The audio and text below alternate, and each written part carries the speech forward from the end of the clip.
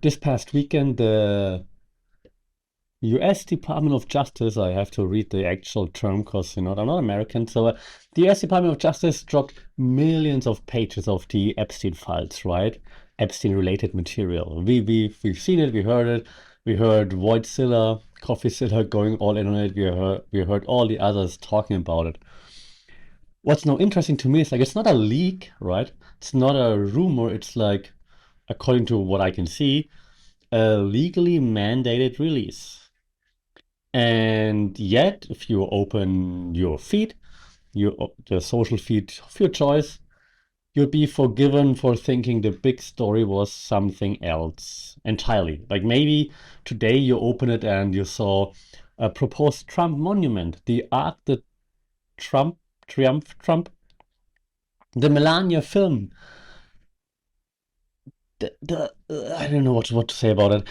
Yeah, like it's a parade of cultural noise arriving right this at the right time. Strange.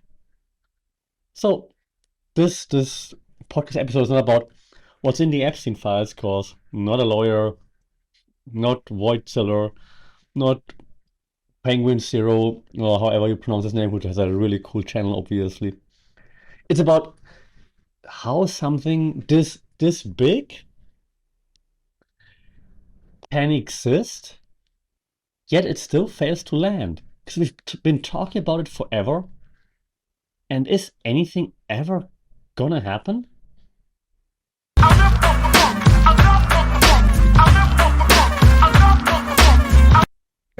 Saudi Cup and welcome to another episode here for the Fun Report. Somewhat mindful media and somewhat mindful communication. It's hard to stay mindful, isn't it?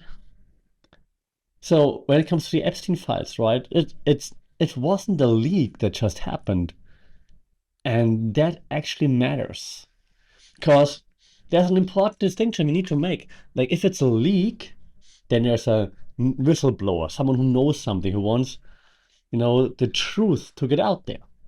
But this wasn't a whistleblower, or this wasn't an investigative expose.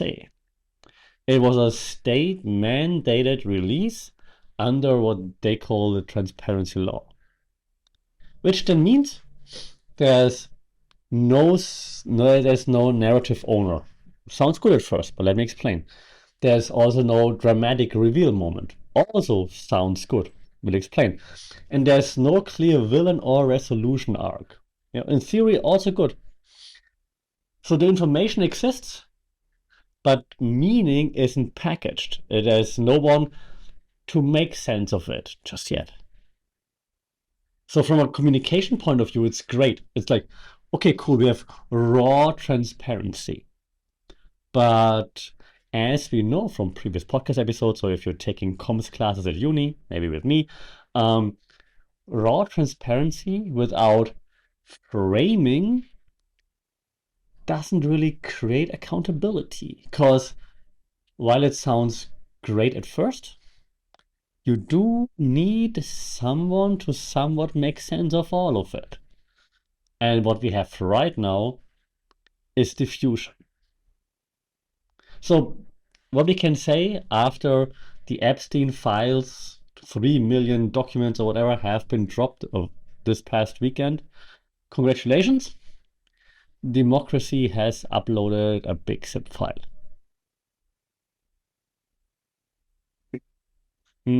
That's it. Yeah, that's exactly like you getting if you're old enough, if you're a millennial, you remember this, you're downloading a zip file, you're unpacking, and then you're like, wow, there's so much stuff in there. I don't know what to look for. What's the right document to look for in that huge zip file? I don't know. So this leads me to what this is.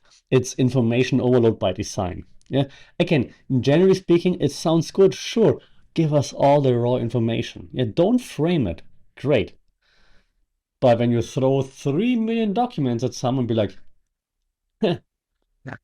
And then you delete some of those again in the hopes that no one notices. Like, yeah, we gave you everything, and you just took some away again. Yeah, 3 million, whatever pages, whatever it might be, right?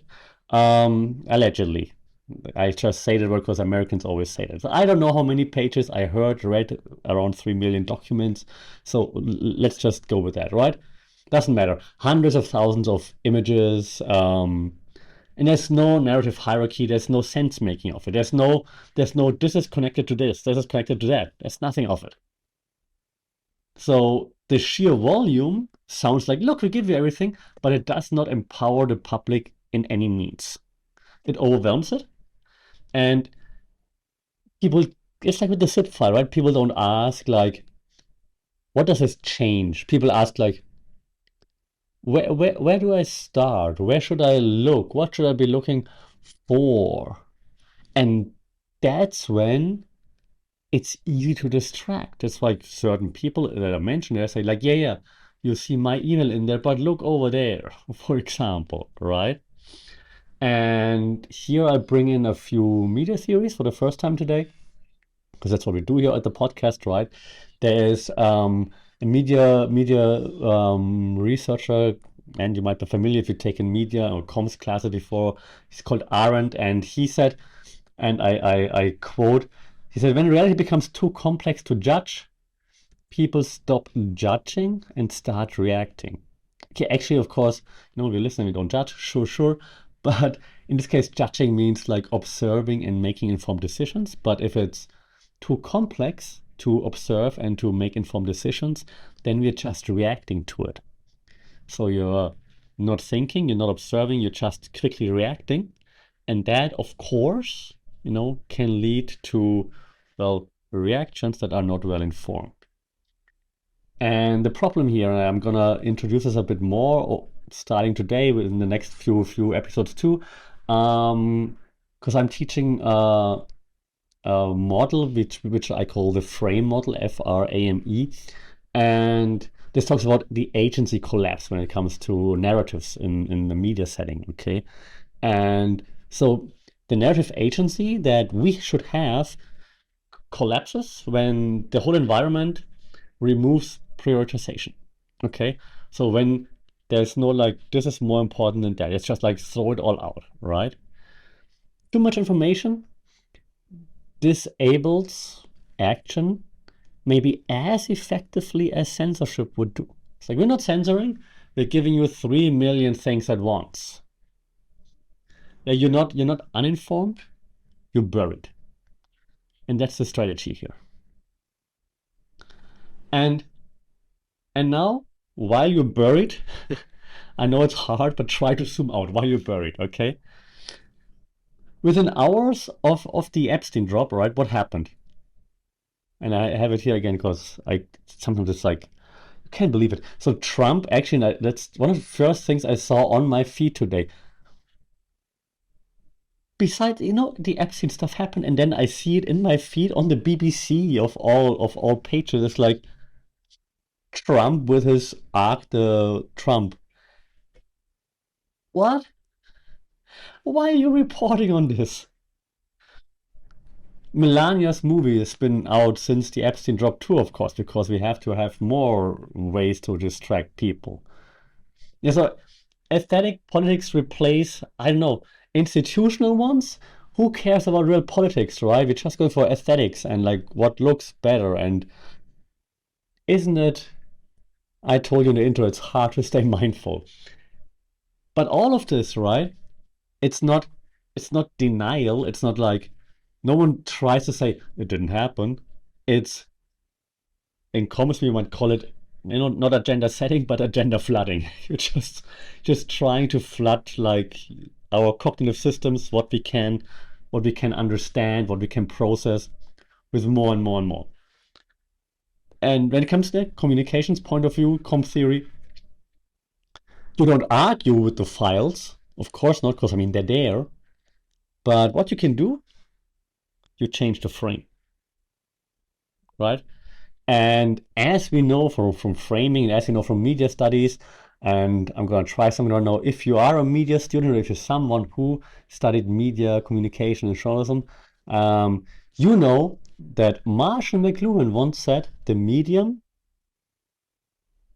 Exactly. Is the message. That's what you should have said, right? How to finish that sentence. Right? The medium is the message. And this is a perfect example. So I should actually be thankful to the US Department of Justice for this, so that my students can actually see how the medium is the message. Because the medium and timing of the release shape meaning way more than the content itself.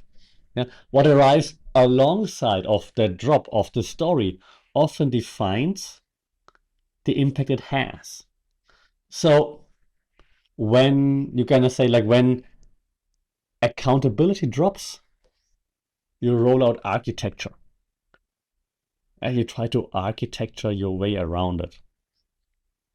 And how do you architecture your way around it? Well, you launder, not money in this case. Well, Melania movie, who knows? Um, allegedly. But attention. You launder attention.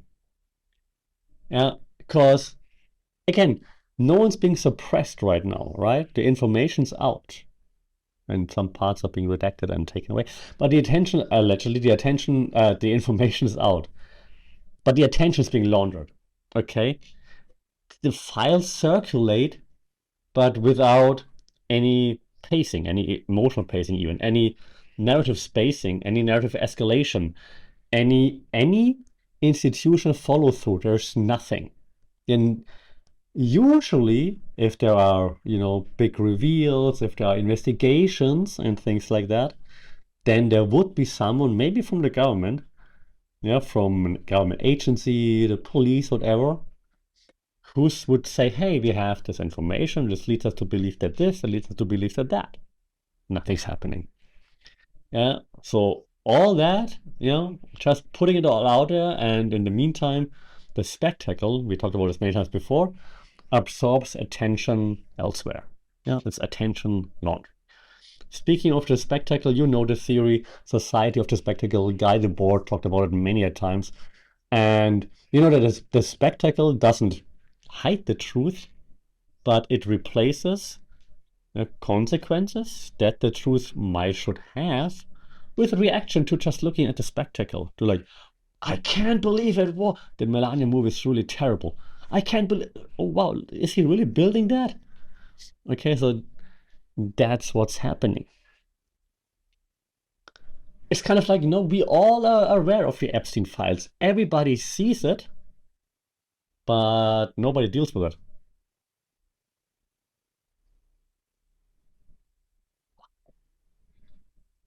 And this, right, is the fact that nobody deals with it leads to why the elites, and I know it sounds a bit conspiracy-like, and I should wear like a tinfoil hat now, but why the elites, why they don't fear disclosure anymore? Because nothing's happening. Yeah, power, they, them. See how I'm trying to be very politically correct? Power has learned that it can survive exposure. Power has learned that it can outlast outrage. How long are you going to be outraged? Until the next spectacle drops and you're like, oh, look at this. You're outraged for 3 days now, maybe. Yeah, power has learned that it can just wait for the next distraction. And it's no problem because there are so many. And that's why he's still president, for example. Yeah, leaks used to threaten stability. Now, and I mean, there's not even a leak, but now that's just another content cycle. It drops, call it drops. And to remind you of like one of the more famous, also controversial theories, Foucault, when it comes to media theories, not the biggest fan, but he did say a few good things, and he talks about power. And he said like power adapts faster than critique. And so visibility can be absorbed without any structural change. People are looking at you, sure, they're talking about it 1 day, 2 days, 3, maybe a week. If Voidzilla, Coffeezilla is really after it, maybe a little bit longer, hopefully. But in the end, well, nothing's gonna happen. So they're not even hiding. Yeah, maybe they're just hydrating, waiting for it to blow over, and they're gonna go again. And yeah, speaking of one of my favorite YouTube channels, Coffeezilla, which again, I hope it doesn't sound like I make fun of it. It's awesome what he does, so that's why I mention it, right? But if you strip away all the spectacle, right, the real questions that he might ask, they're very boring, but I think those are the important ones. And you gotta ask, like, who controls framing after the release? Who benefits the most from this narrative confusion that's happening right now? And why is there no institutional storytelling? Usually, again, one last time, usually if something would drop or something would happen, all the institutions would be so over it. Like what happened in Venezuela, right? They told stories left and right about how Venezuela is like this drug, I don't know, powerhouse that poisons the US and whatnot with fentanyl and stuff like this. Right now we have nothing. So I taking off my conspiracy hat again because I don't think it's conspiracy. It's like more, I might call it forensic communication, like to really like, check what's happening, look under everything. Because again, it's not about what are they hiding, it's how are they, okay, how are they managing attention? How are they shifting attention away from it? So it's not really just like a truth crisis, it's a sense-making crisis. And this leads me to the last point, right? So the whole thing, the whole Epstein files, everything, it's more than just that person, right? It's a stress test. Because every time truth appears, attention spike, nothing fundamentally structurally shifts. Yeah, so the system proves it can absorb everything. Its ugliest mirror, if you will. Nothing's changing. So the Epstein files and Epstein itself is not a scandal anymore. It's like a load-bearing wall, and it's just like standing there and standing there and standing and taking and taking and taking it. So this weekend, yeah, during the drop showed us something important. You in 2026 right now, you do not need to suppress the truth. You just need to release it without any meaning. Just put it out there and surround it with like shinier things. Now, when accountability becomes kind of optional, distraction becomes governance. And once a system learns that, and it's learning it right now, it doesn't fear exposure anymore. It just waits for the next headline. So, which headlines are you looking at right now? Shout out. Sorry.